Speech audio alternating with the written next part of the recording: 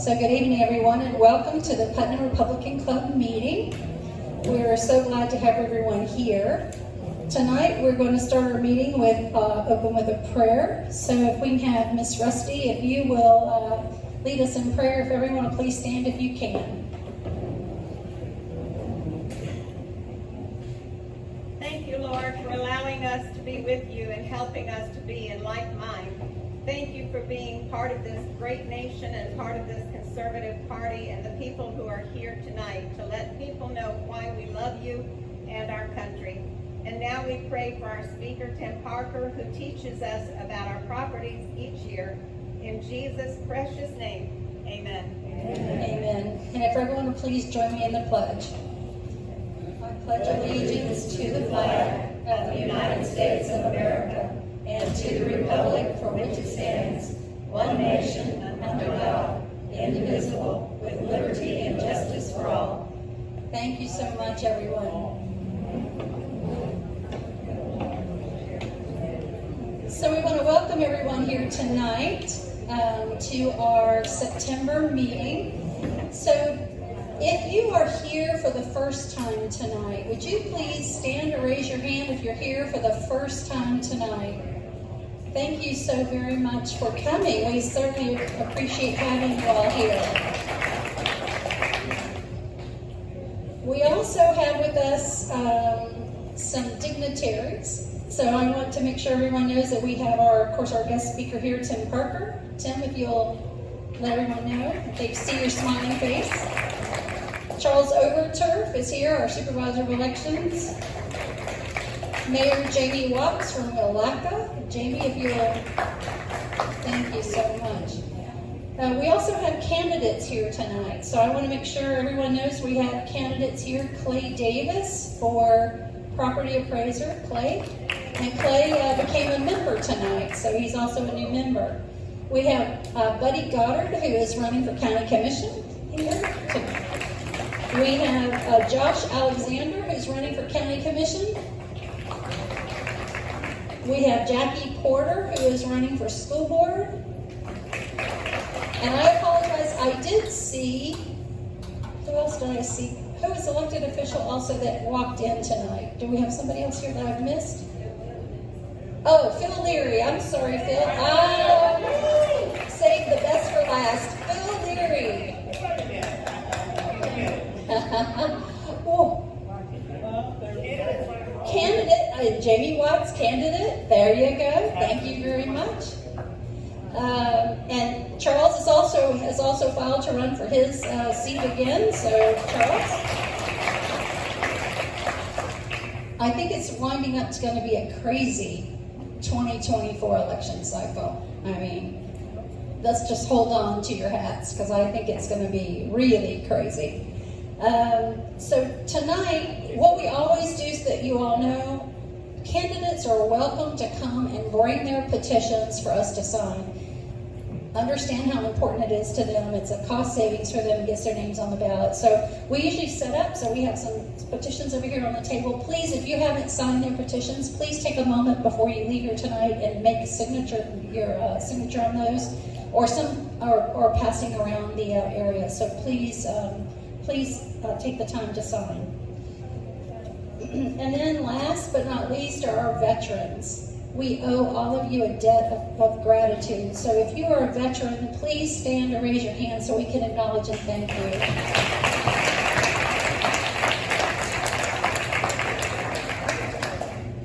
Thank you so very, very much.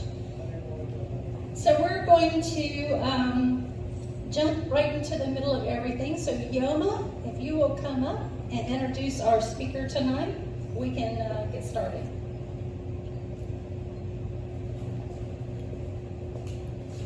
Good evening, everyone. Thank you for coming. Everybody looks great tonight.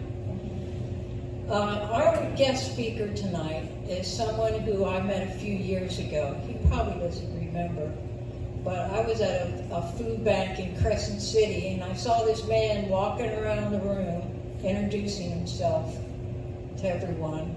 And he got to me, and he said, "Do you have property?" I said, "Yes, I do." "Do you have a homestead exemption?" I said, "Yes, I do." But then he had a few other things, ways of bringing your cost of your property tax down.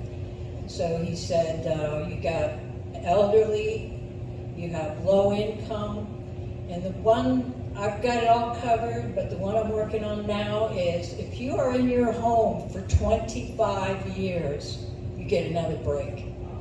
So it is my honor this evening to introduce to you Tim Parker, our county property appraiser.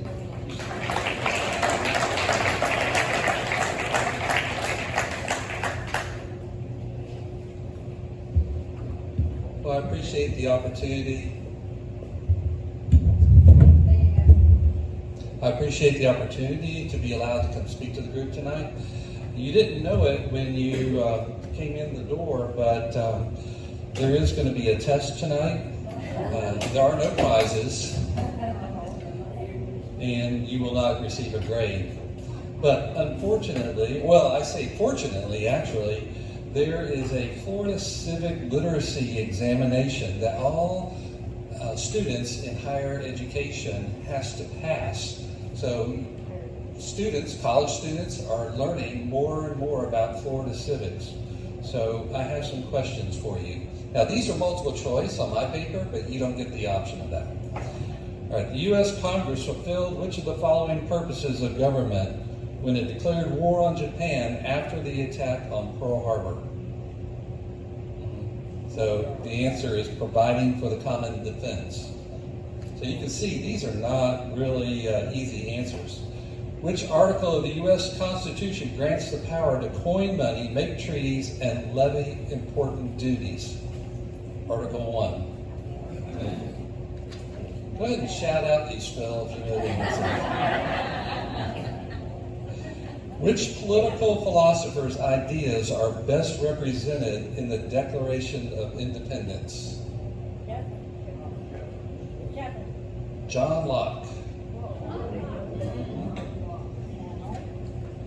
And the last one I have for you on this particular paper is, by what process were 18-year-olds fully granted the right to vote? So that is by constitutional amendment. Okay? So those are pretty tough questions. My wife, Melanie, is here, and Susan Frank, our Director of Finance here, and Clay Davis is going to do, you'll meet him, he's our Supervisor of Deeds and Mapping. He'll do a part of our presentation as well. But I wanted to go ahead and get started. So there are two amendments right now that are going to be on the ballot. So the legislature will meet here in January, and there's always a chance of them putting some additional amendments on the ballot.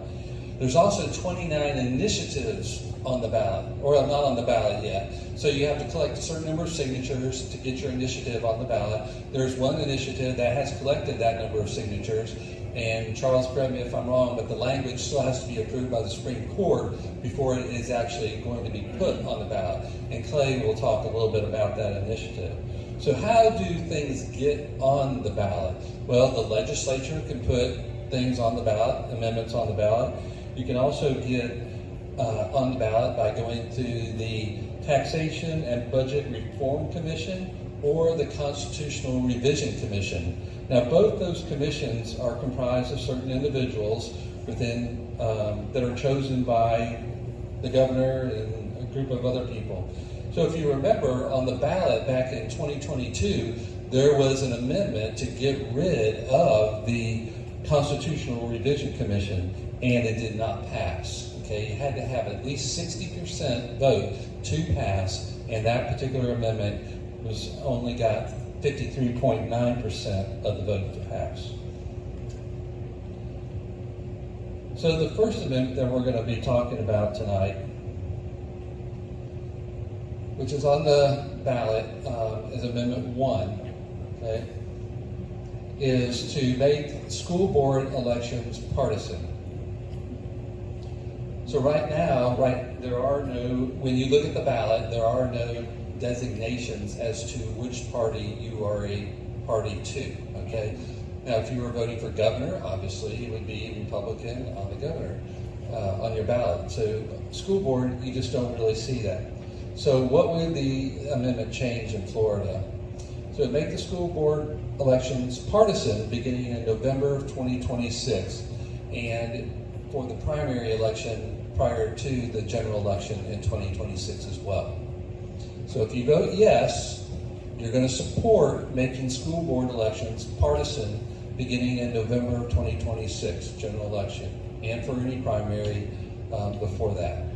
Okay, if you vote no, then you're going to leave it just the way it is right now. So pretty simple, okay? All these amendments have to have a 60% majority vote. So the other day, we got a letter in the mail from Speaker Renner. He's the Speaker of the House of Representatives for the state of Florida. And he has an initiative that he is pursuing, and it's called Empower Parents Florida.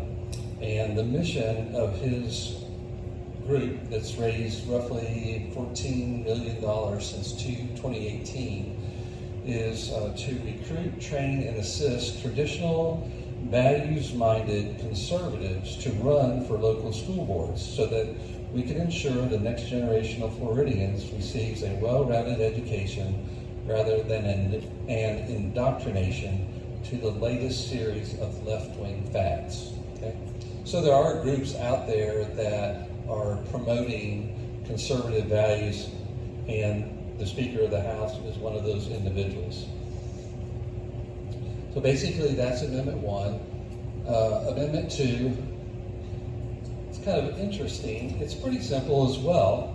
Okay, it's a amendment called the Right to Hunt and Fish Amendment. Right? And you're kind of thinking, why do we have to have a right to hunt and fish? I mean, we've lived in Florida so long, and those of us who do hunt and fish have never really had a problem as long as we, followed all the state regulations. And this would not change any of the laws or rules that are currently in place. Okay, the fishing game still would be out there, checking things. But what would it do? So it would provide a state constitution to the right to hunt and fish, and declare that hunting and fishing are the preferred means for responsibly managing and controlling fish and wildlife, and shall be preserved forever as a public right. So there are a number of states that have already passed this provision, and the first one was up in Vermont back in 1777. So it's been around for a long time. So 23 other states have constitutional provisions that provide for a right to hunt and fish. Some states just have like California and I think another state up in the Northeast only have a right to actually fish. They don't have a right to hunt.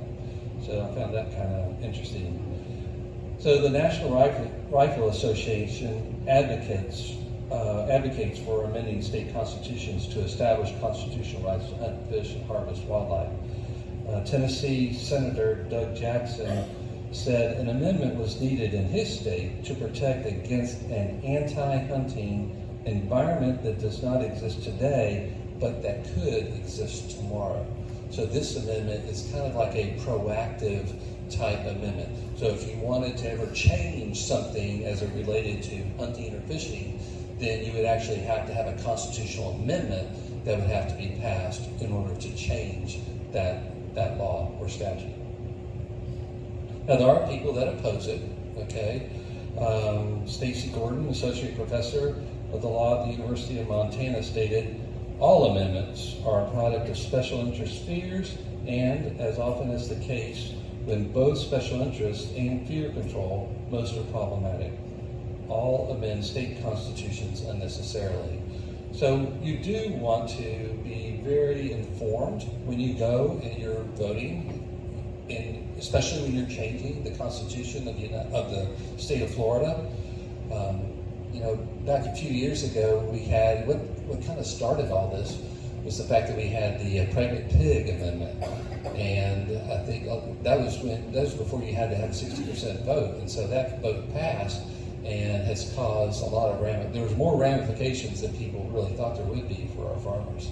So, Phil Leary could probably expand on that even a little bit more, but Anyway, so the point being is that when you go to the ballot booth, be informed and, be an informed voter, because these are important. They do matter.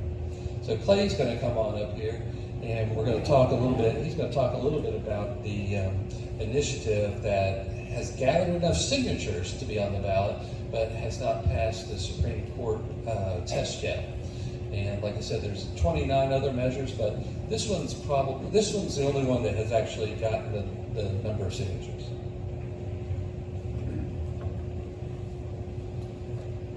Thank you, Tim. Good afternoon, everyone. For those that don't know me, my name is Clay Davis. I've been an employee of the office for almost 24 years now. I'm pleased to be with you tonight. I'm also pleased, as Rhonda announced, that I'm a new member of the club. I'm happy to be a member, and thank you for having me. So unlike Tim, I'm not going to have a quiz for you. That makes you feel bad about yourself because you couldn't get any of the answers. But I do want to talk a little bit about Tim had mentioned the initiatives. So the only initiative that has gained a lot of ground is the marijuana initiative here, which is for, instead of medicinal purposes, marijuana for recreational purposes. You may recall in 2017, Florida passed the law that allows you to use marijuana for medicinal purposes, but this would allow you to use it for recreational purposes. So as Tim had mentioned, if you look over here to the right, you can see it's garnered more than 1 million petition votes. So that will be enough. 892,000, I think, is the amount, which would be 8% of the number of people who voted in the last presidential election. So it's 892, give or take. So that has passed. So one thing about this initiative that a lot of people get wrong is they think the fact that Florida passes a law that makes it legal, that it's legal. The issue is it's still illegal, and it's considered a Schedule I substance on the federal level. So it's still illegal federally, but it would be legal in the state of Florida. So you kind of have a mismatch there as far as the different laws are concerned, federal and state law. One of the things that's interesting about that, and Tim and I talked to a state appraiser today, and she was telling us that they appraise throughout the state of Florida for the Department of Revenue, and one of the things she said that they're having difficulties with are bank values, that they're seeing some bank values where if a bank sells to another bank, the values are typically in line. However, if the bank sells to a dispensary, a marijuana dispensary, the value's elevated. Can anyone tell me why that would be? Why would the medical marijuana folks want to pay more for a decommissioned bank? Well, it's a cash business. They want the vault.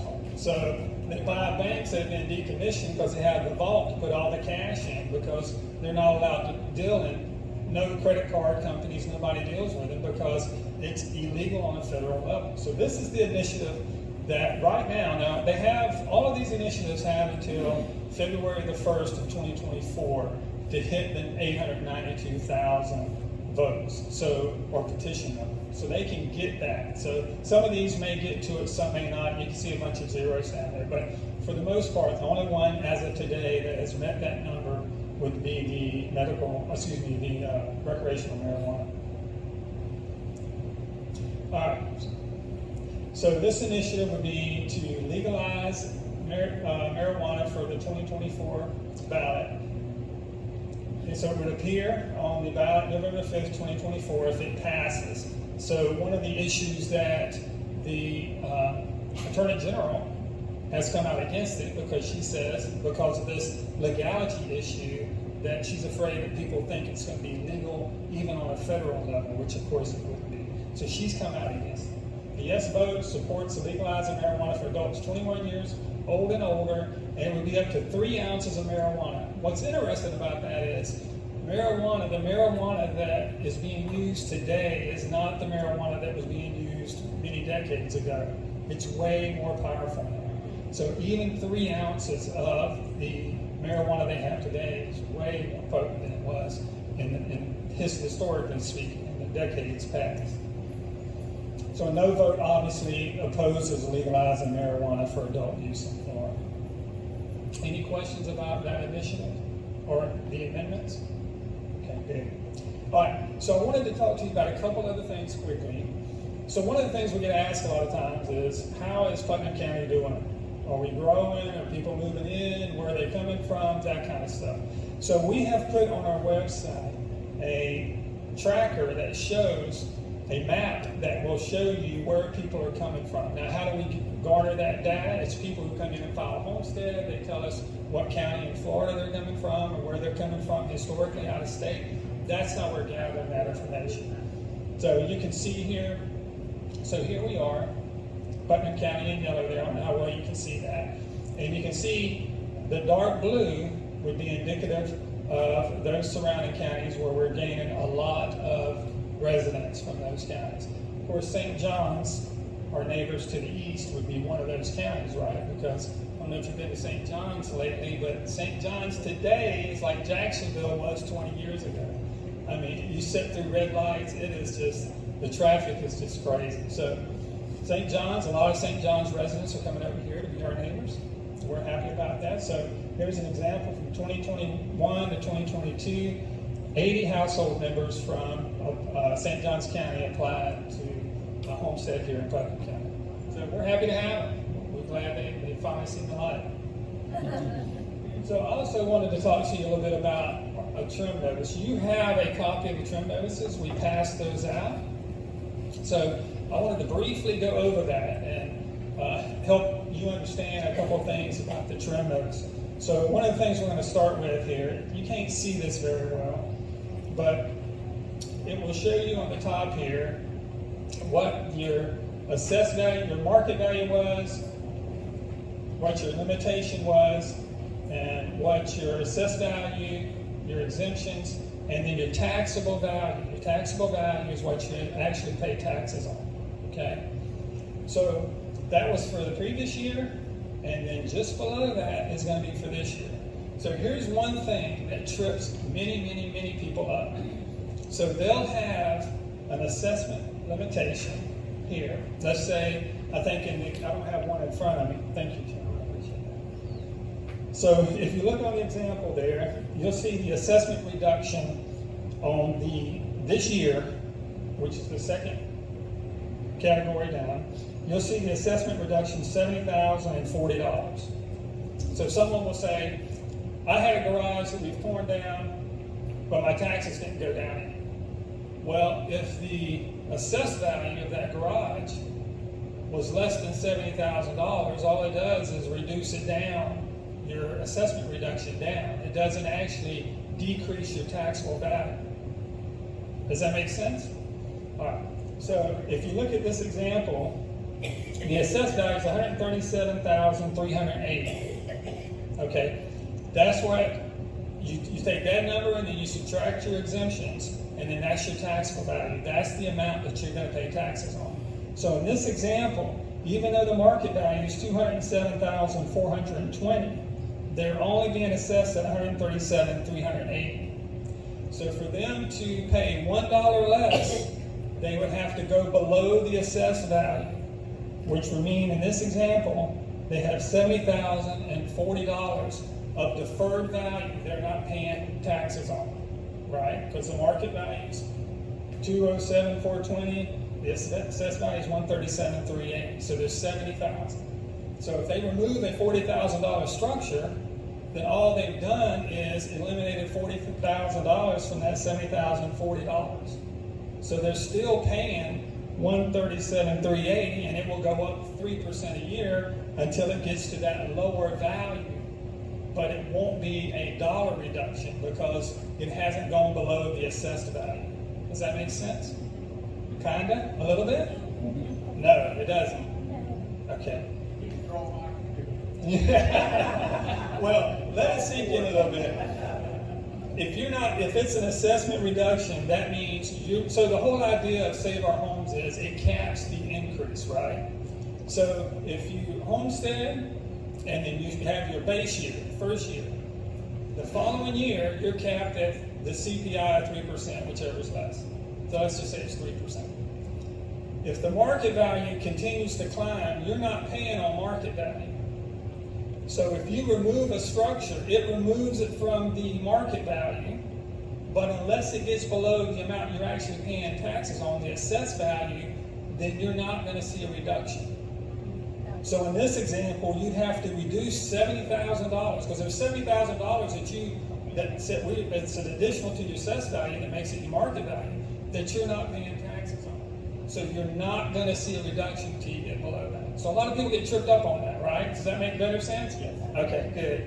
So a lot of people, yeah, it's high level. I'm sorry. But this is one of the things that a lot of people get tripped up on. They think, well, I just removed something from my property. Why didn't my taxes go down? If you have an assessment reduction, then it's got to beat through that reduction before it gets to your assessed value. If it goes lower than your assessed value, then you will pay less. Okay? Kinda? Yes, ma'am? It does. So it will reduce the market value, but if you look at the example, the assessed value is $137,380. It would have to reduce the market value below $137,380, which is what you're actually paying taxes on, before it would get. Does that make better sense? Okay, thank you. No, the market goes down. Yes, we remove it from the market. So we would say the market, so your 3% increase would continue unless it's less than assessed value. Okay? Well, let that sink in. If you have any questions, Tim would be happy to answer. All right. So you can see that assessment reduction, which is the $70,040 in the sample trim notice we've given you. That's going to be in this pull-out box right here. So what is that amount? That's your portability, right? So that's the difference when you port. That's the difference you may be able to port, depends on if you're upsizing or downsizing. So that's what that number represents on your trim notice right there. And then your exemptions amount, they're going to be in this call-out box right here on the right-hand side.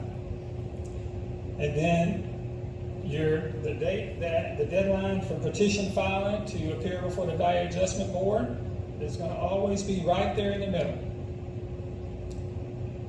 And then if you come down below that, then they're going to show you. Now this is where it kind of gets a little complicated as well, because we're trying to help you understand where you were and where you currently are. So if you look through this example here, you'll see taxable value last year. So the taxable value is the amount you're actually paying taxes on. So you have a market value, and then you have an assessed value. They may be the same, depends on how long you've owned the home, or they may be different. Market value may be more because Save Our Homes is capping you at 3% for a homestead and 10% non-homestead. So you have a market, assessed, minus your exemptions, then taxable value. That's what you're actually paying out of your pocket on. That number on the far right-hand side on the top. So it shows taxable value, then your final tax rates and taxes last year, then current taxable value, and then column 5 and 6 and 7 and 8. So column 6 is the one, if your tax rate and taxes this year, if proposed budget changes are made, that's what it would be. If no budget changes are made, that would be the number in column 8. And if you go all the way down to the bottom, that's going to be column 6 and 8, plus any non-ad valorem assessments. If you live in maybe Larkin Lake Estates Unit 15 or 16, they have a lot of MSBUs out there to maintain the roads, to grade them. In some instances, there are MSBUs to pave roads. That's where you will find that. That's a non-ad valorem assessment. Same thing with solid waste. In this example, you can see there's a solid waste assessment, which means that there's a primary structure on the property that is accessible for solid waste. So any questions concerning those items, of course, would be the Board of County Commissioners. We're ad valorem. The county commissioners would be non-ad valorem. MSBUs, solid waste, those type of things. Okay? And then at the very bottom, proposed tax recap is at the very bottom. Column 3, which was from last year. Column 6, if proposed budget changes are made. Column 8, if there are no changes. Any questions concerning that? Okay. And then the very next page on the back, this gives you the MSBU rates. So The ILEs, you can see there, in Larkin Boulevard, which is southwest of Putnam. Then you've got your questions, different questions you may ask. And then it says review your trim over on the right-hand side. It gives you contact information for our office, and then the appeal process, which discuss the value adjustment. Okay, any questions concerning that? Thank y'all very much. Thanks for having me.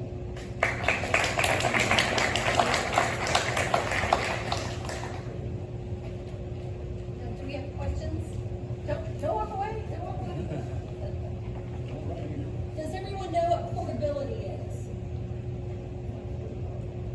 Maybe explain what portability is, because I think that's important for everyone to know. Sure, portability, save our homes. It's the ability to move those savings between one home and another home if you move, okay? A lot of times, if you remember a few years ago, people would sell their homes and they had lived there for a long time. They went and buy another home and the property taxes were so much higher.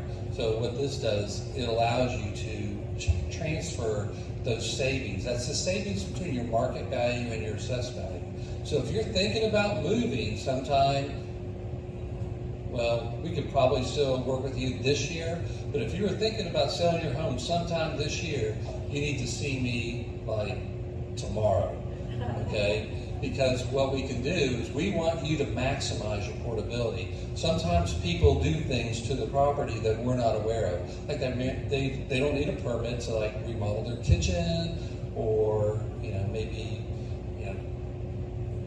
you do need a permit for your roof and stuff like that, but there are some things that you can really do to enhance your home that we don't know about, so we can move your market value up and it won't affect your assessed value. So we want you to have as much as you legitimately can. I was talking to an individual this past week that said, okay, my home value in Bradford County is $405,000. That was her assessed value. She's going to sell it. She already has a contract on it for $650,000. I said, you need to go talk to your property appraiser, because that's a pretty big gap between what your market value is, 405 and 650, and see if he can do anything to move that market value up so that you have more portability. Now, she had about $200,000 of portability, and the most you can have is $500,000. But that actually benefits Putnam County, because we're a fiscally constrained county. And when you port that money in, we get that money back from the state. We get 95% of that money back from the state. So if you're thinking about moving sometime this year, come see me tomorrow, all right? Or see one of my staff, because we need to, as legitimately as we can, get your market value where it needs to be. And if you're thinking about moving sometime in the future, we've got a little bit of time that we can work through that. And you only have 3 years to port, okay, those savings. You have to establish a new homestead within 3 years. Now that's just what the statute says, 3 years, but it's really not 3 years, okay? If you had homestead in January 1 of 2023, you have to establish a new homestead by January 1, 2026. So that's not 3 years, right? It's 24, 25, and I got a few months in 2023. So it doesn't matter if you're moving within the county or within the state, the money follows you. Correct. What if you move outside of Florida? Nope. And people coming in from Florida don't have that advantage, of course. And so you can have two people side by side in almost identical houses. One person came from Miami and ported up $400,000 of port, and the other person bought the home right next door to them. Their tax bills are going to be dramatically different. Yeah. And it's important because it doesn't matter if you're upsizing or downsizing. If you're young and upsizing, or if you're our age and downsizing, then A little bit different formula, but yes, it's still a benefit to you, and we want you to max it out. So we also have a number of veterans here, and so talk about veteran benefits with the tax Yeah, and before I forget what Yoma was talking about earlier, we do go out to the food banks and we do try to help people, understand about their exemptions that they do have available.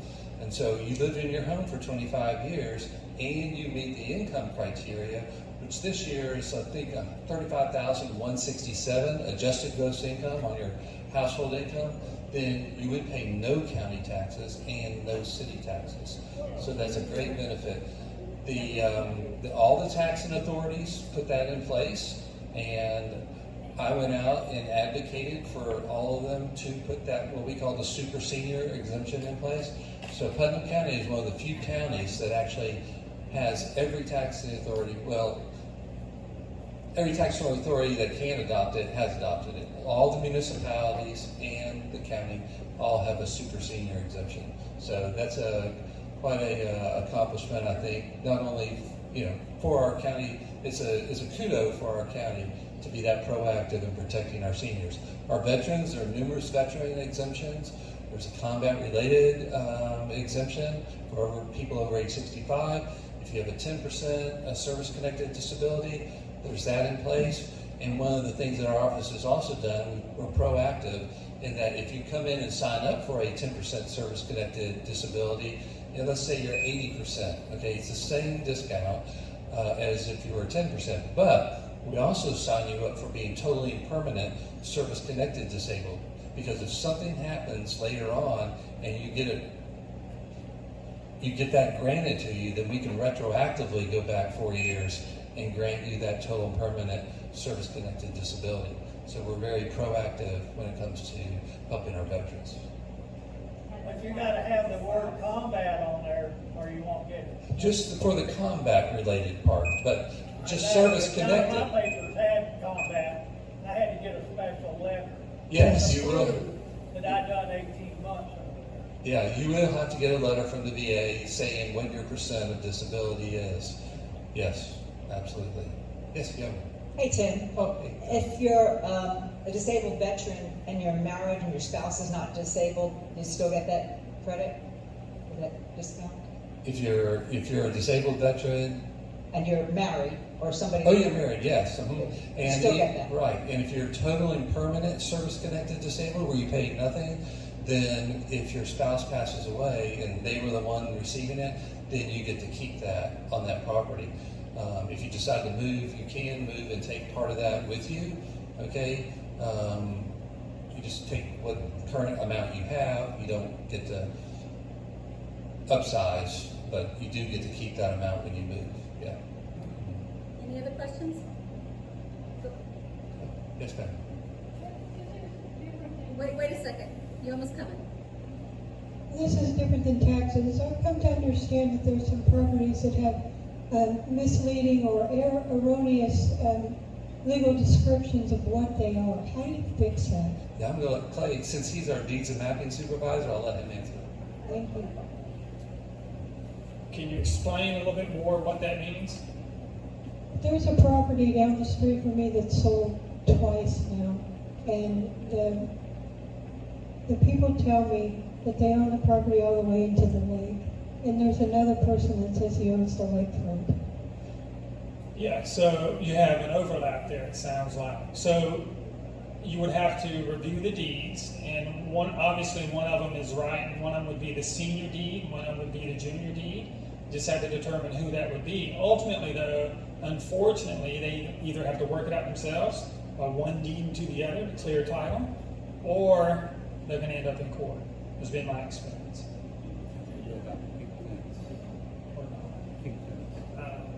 But from what I understand, the county has approved the property that's being sold and give the people the title to it.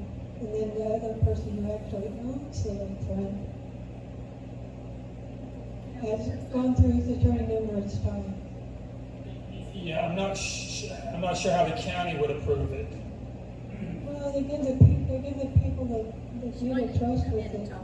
Yeah, maybe you could come in. I'll give you a card. You can come in and we can take a look at it. That might be better to see the example you have. Any other questions? One at the very back.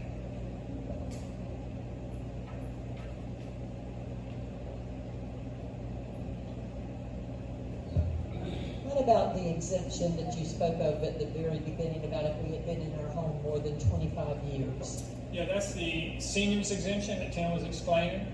So you have to be 65. There's a income limitation, household income limitation. Sir? Yeah. So there's an income limitation, and then you have to live in the home for 25 years. That makes it a super senior. And on the form Yeah, here it says. I'm sorry, thank you, Tim. There's a $250,000 cap value as well. Can't be more than $250,000, the value of the And on the form, it says the date was September 12th, which we're already passed for changes. Well, you can still, we'll talk to you at any time. If you have any issues year-round, we'll be happy to discuss any of it with you. To appear before the Value Adjustment Board, the date to be on time for that was September 12th. You can file late if you choose to. It would be up to the clerk of the court to determine if they will accept a late petition or not. Any other questions? Thank y'all for having us. How about that pregnant pig? I'm really curious.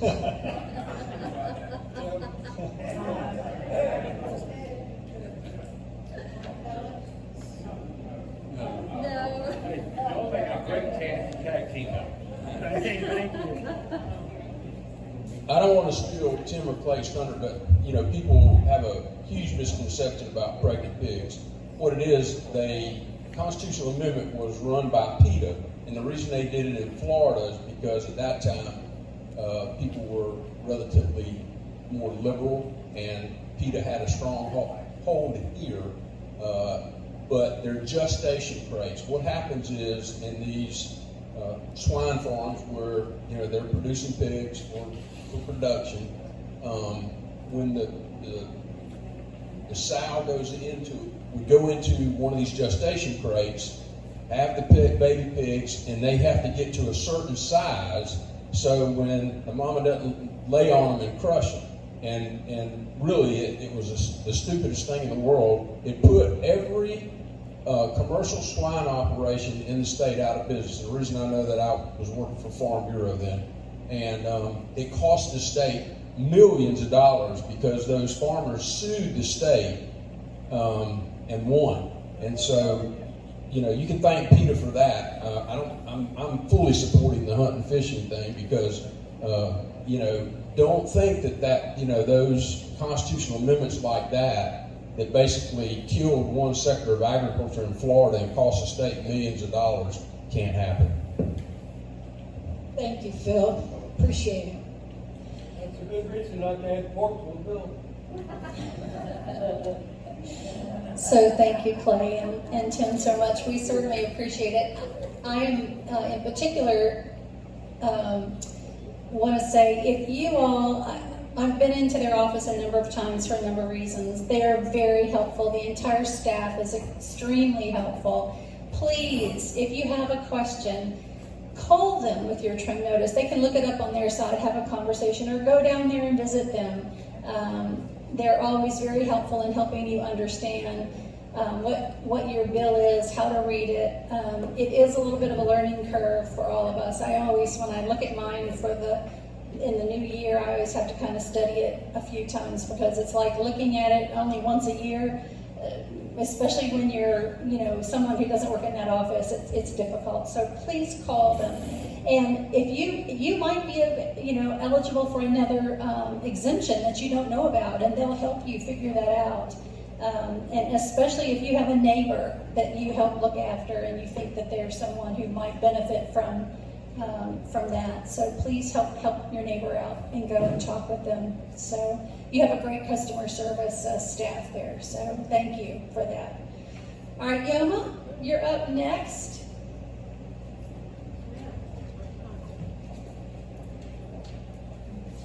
Okay, well, I want to thank Tim Parker and Clay Davis. I always learn some from listening to Tim. I appreciate you. Okay, this part of the program is about a member that we're featuring. And this evening it is Judy Rangel. She was born to Howard and Shirley Click.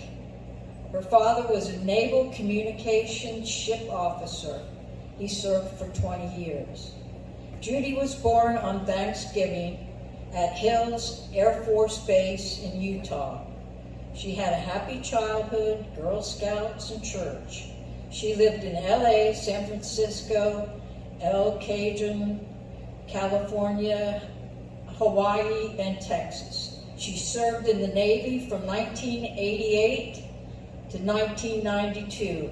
Her last duty was at NSA Jax.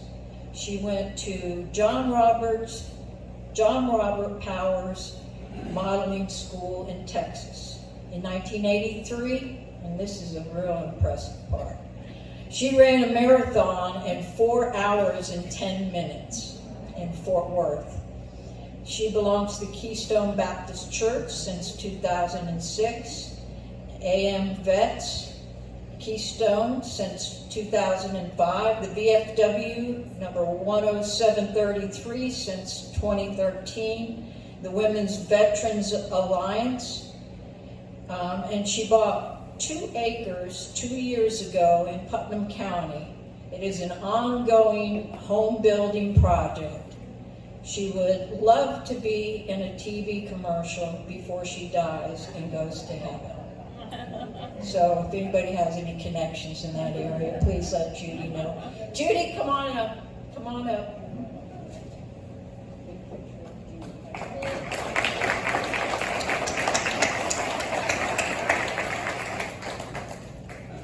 And look, she got a Navy type shirt on tonight.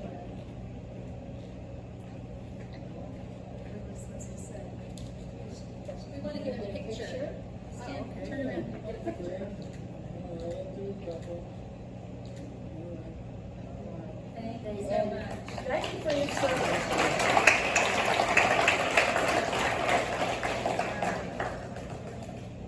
Thank you, Yama.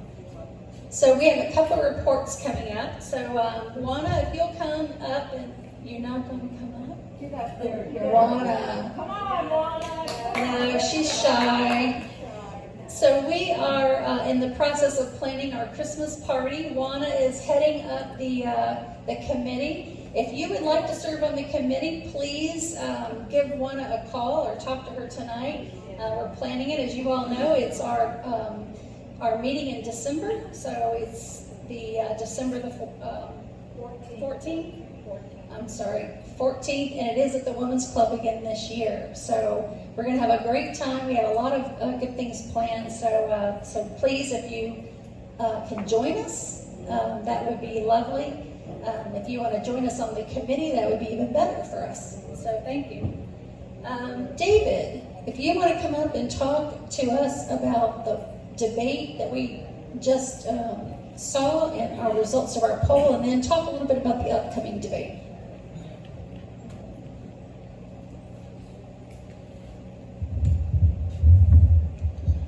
We tried something a little different in our last newsletter. We asked if you wanted to participate in a poll concerning the presidential debate that occurred August 23rd, I believe. And we had a good bit of participation in that. The winner was Ron DeSantis at 42%. Of course, there were 8 different people. Now, this was who you think won the debate, not who you would vote for, but who you think won the debate. But Ron DeSantis at 42, Vivek Ramaswamy at 33, Nikki Haley at 16, Chris Christie at 5, Tim Stott at 2, and Doug Burgum at 1. So that was the result, and I thank everybody that did participate for doing so. We're going to run another poll for the upcoming debate, which will be on September 27th, and we'll ask the same question. But then I think we'll add another question on there, and that is, do you think Joe Biden will be the Democrat nominee? So, do you think Joe Biden will be the Democrat nominee? We're going to add that question to the who do you think won the debate. Any questions? Thank you.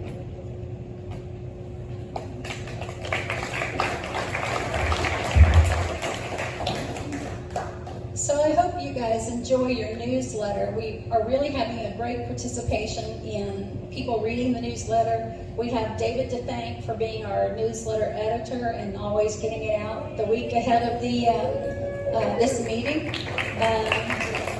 If you're not getting your newsletter, do a couple of things. One, check your junk folder and see if it hasn't gone there. Two, check with David as to your email address. If you've got to change an email address, it might be going to an old address. Or in a couple of cases, we've had people actually click block, didn't realize maybe that they blocked us. That's why they're not getting the email, and so we would have to do something special for that. Or we might not have your email address at all. So we are sending out just shy of 7,000, I think, emails a month. We have right at 7,000 valid emails.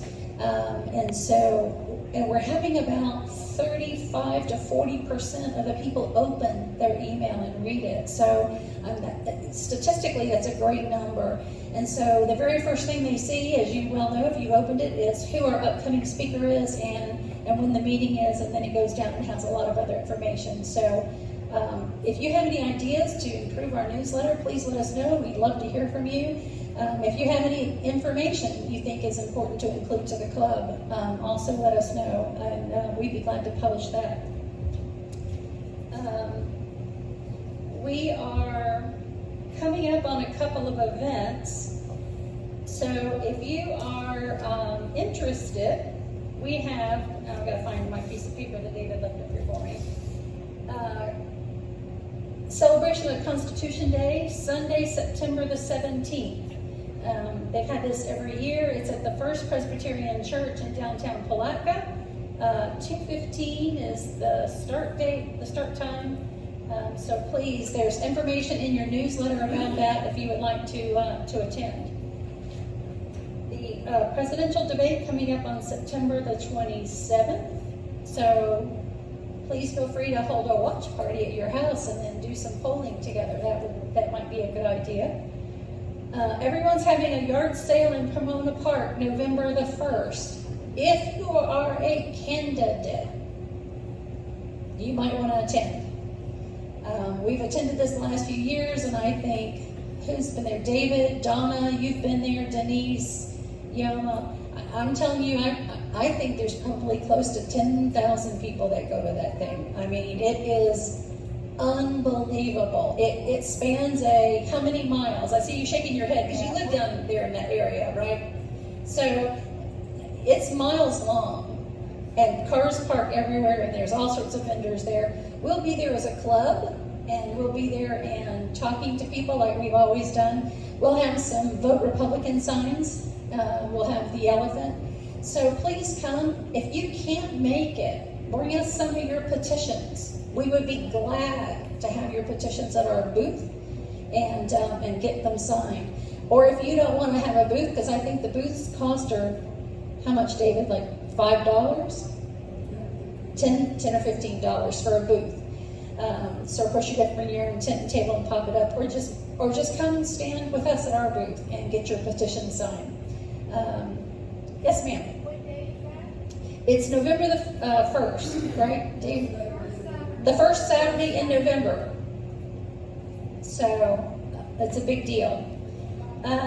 Also coming up, that is a great event always. That's the 4th. It's the 4th? Okay, it's the first Saturday, which is the 4th then. We have, in the past, attended this in Clay County. They have their Freedom Rally, and a couple of years ago, a number of us went to the Freedom Rally on a bus. We had a great time. This year, they're doing it in October. It's October the 7th. the last time, 2 years ago when we went, it was in February, and we were all freezing cold because it's at the fairgrounds. And even though it's under their huge pavilion, it's still outdoors. So this year, though, it's going to be October the 7th. It's going to be from 4 to 8, so it's not going to be late. At the fairgrounds. This year, I just lost it. Their speakers for the Freedom Rally are going to be Congressman Aaron Bean, Congresswoman Kat Kannick, Congressman Mike Waltz, Senator Jennifer Bradley, House Representative Sam Garrison, Jimmy Petronas, Florida CEO, and some other speakers. So it's always a great time. So if you can go. There'll be some people there. They have a great buffet line. I think they have a barbecue again this year. I know Courtney, you and I have talked about it. They're going to have barbecue, and they usually have some vendors selling all kinds of goods. You know, all the swag. We all like getting the Republican swag. They have vendors up for that. Jamie, and I think you're going to go and be there, correct? And going to speak? Oh, perfect. 2 minutes at the podium. Then we got to have Putnam representing, because I tell you, from the podium they start calling out counties and say what county is represented, what county represented, and we had a huge thing. We even had big badges on that said Putnam proud when we went, so they knew that we were in the room. So let's see if we can all get together and go again. Not on a bus, we're not going to do that, but if we can all go. Yes. About the Constitution thing. Yes, ma'am.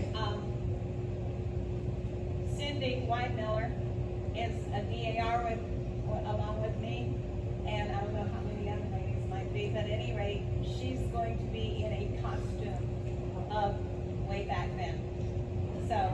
Okay, so we're gonna have some ladies in costume from the DAR. Yeah.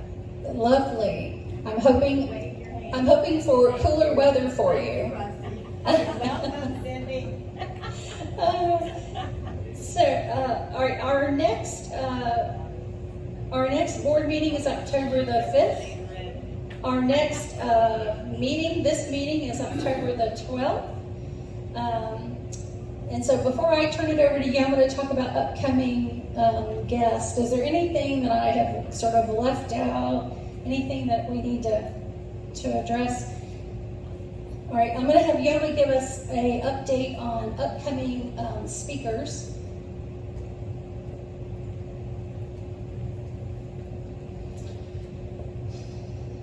Okay. In October, we are going to have Matt Reynolds, and he is the clerk of court and comptroller.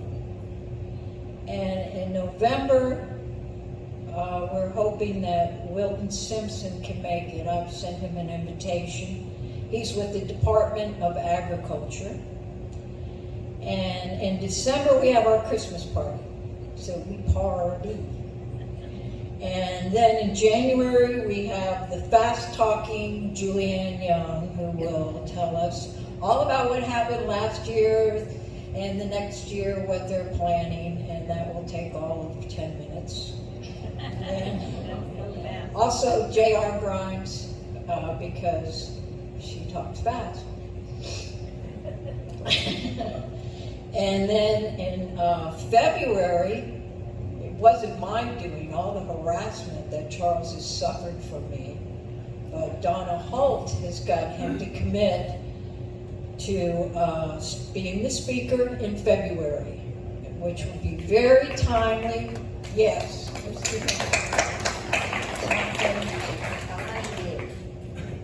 What? Finally is right. And I had nothing to do with it. If anything, I made it worse. In March, we're still open. What we're going to be doing is bringing in candidates, probably 2 at a time. Last year we even did 4. They can each have 10 minutes or whatever. And so in April, we have Buddy Goddard, our own Buddy Goddard, and Walton Pelletier. And they're both running for county commission. May's open, March is open, May's open. June we have Les Sims and Josh Alexander. So these guys, they're all running against each other. And then in July, we're going to have Alex Sharp and Anne Marie Genusa. And they are running to be our judges. And so that brings us up to July with a couple of openings. And that's all I got.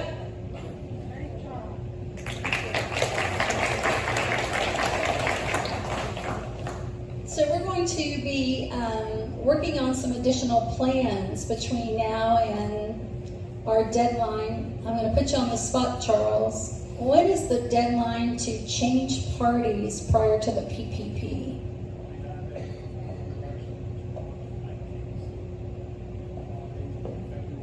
Well, I'm not quite hearing you, but it's a formula is what I'm hearing. 29 days before the PPP.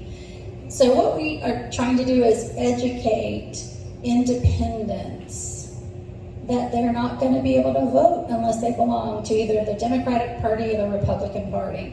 You've got to belong to, one of the parties. Now, I don't believe, and Charles will give us more information come February, but I don't think there's going to be a PPP for the Democrats.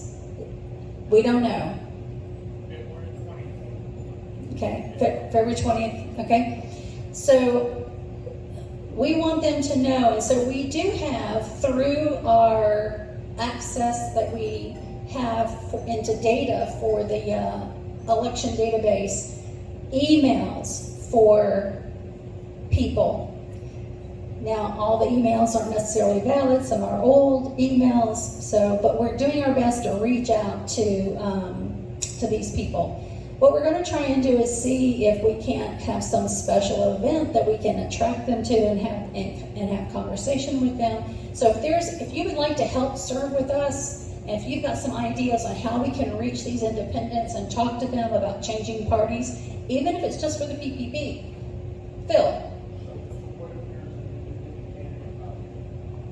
I don't think that counts.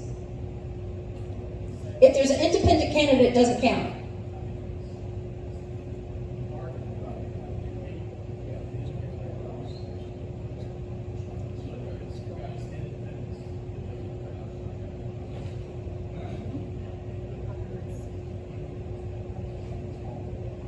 We all can't hear you, Charles, so. We got it covered? Okay. Yeah. So if you have an idea of what we can do to help attract the independents into the Republican Party, we would appreciate that. Maybe once we get them here, they'll stay. So, but that's something that we're going to try and do in the next few months. But we have already put out a number of newsletters specific to that group, and talked with them through the newsletter mechanism. But maybe a phone banking, maybe some of those things. So if you're interested in joining with us in a committee, please let us know. Yema. Yes, I have another addition to our calendar, which will be the mayor of Willaca, Jamie Watts. Pardon? He's gonna talk when? In March. He'll be here as a speaker in March, and he is running for state rep. He's running for Bobby Payne's seat.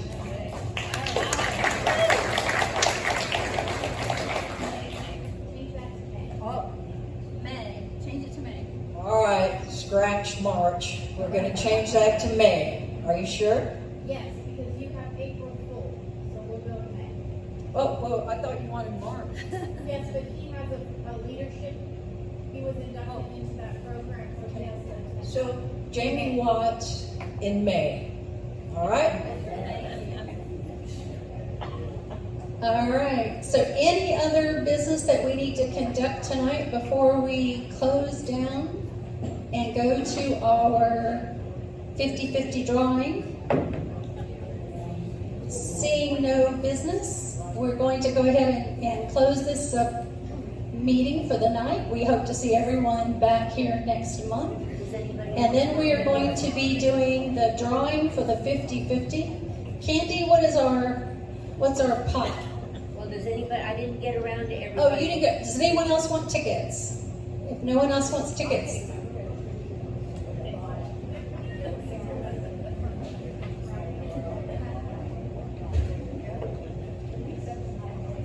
So our first drawing for the ticket will be for half the pot. Candy will tell us what that is. Then we're going to have 2 more drawings of tickets. We have someone who donated. If you have a child or grandchildren, or in my case, great-grandchildren, we have some Lego sets that are the Donald Trump Build a Wall Legos.